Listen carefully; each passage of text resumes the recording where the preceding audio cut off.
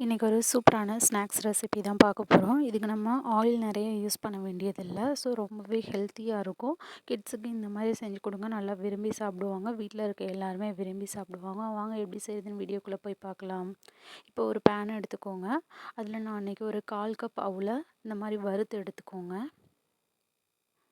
லைட்டாக வறுத்தா போதும். அதோட ஒரு ரா ஃப்ளேவர் போகணும், அது வரைக்கும் வறுத்தா போதும். இப்போது அவுல் நல்லா வறுபட்டுருச்சு. அவுல் நல்லா வறுத்து எடுத்ததுக்கப்புறம் ஆற வச்சுட்டு அதை நீங்கள் மிக்சியில் அரைச்சி பவுடராக எடுத்துக்கோங்க. இப்போ இன்னொரு பேனில் நான் இன்றைக்கி ஒரு 1/4 கப் வெல்லம் எடுத்திருக்கேன். அதில் கொஞ்சமாக நீங்கள் தண்ணி ஊற்றிக்கோங்க. நாட்டு சர்க்கரை இருந்தால் நாட்டு சர்க்கரை கூட எடுத்துக்கோங்க. இப்போ இதை நம்ம லைட்டாக கரைச்சி விட்டால் போதும், எந்த பாகுபதமும் தேவையில்லை.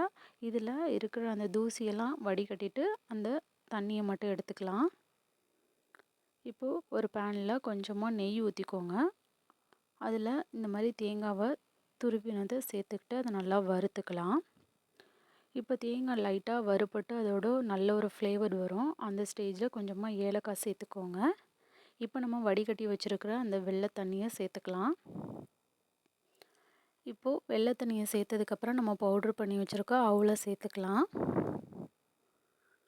இப்போ நான் இங்கே ஒரு 1/2 கப் ஸ்வீட் பொட்டேட்டோ, சக்கரவள்ளி கிழங்கு நான் அந்த மாதிரி துருவி வச்சுருக்கேன், அதையும் சேர்த்துக்கிறேன். இப்போ எல்லாத்தையும் ஒரு முறை நல்லா நம்ம கலந்து விடலாம்.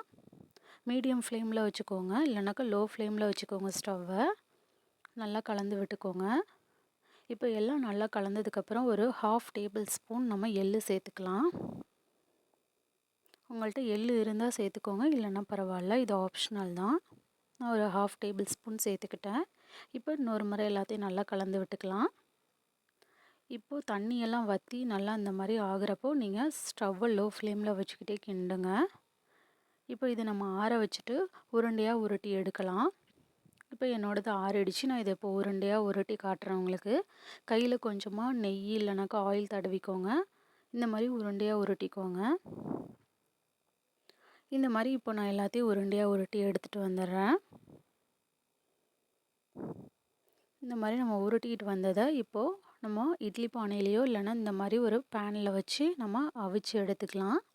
இப்போ நான் இதை லிட் வச்சு க்ளோஸ் பண்ணிவிட்டு ஒரு 10 நிமிஷத்துக்கு அப்புறம் ஓப்பன் பண்ணி காட்டுறேன். இப்போ ஒரு 10 நிமிஷம் ஆயிடுச்சு. அவ்வளோதான், ஒரு சூப்பரான ஹெல்த்தியான ஸ்நாக்ஸ் ரெசிபி ரெடி ஆகிடுச்சு. இந்த மாதிரி செஞ்சு கொடுங்க, ரொம்பவே ஹெல்த்தியாகவும் இருக்கும், ரொம்ப டேஸ்டியாகவும் இருக்கும். இதுக்கு நம்ம ஆயில் நிறையா யூஸ் பண்ணல, ஒரு 2 டேபிள் ஸ்பூன் நெய் தான் யூஸ் பண்ணியிருக்கோம். நீங்களும் ட்ரை பண்ணி பாருங்கள். தேங்க்ஸ் ஃபார் வாட்சிங். DD shine recipes and tips சேனலை லைக் பண்ணுங்கள், ஷேர் பண்ணுங்கள், சப்ஸ்கிரைப் பண்ணுங்கள். பாய்.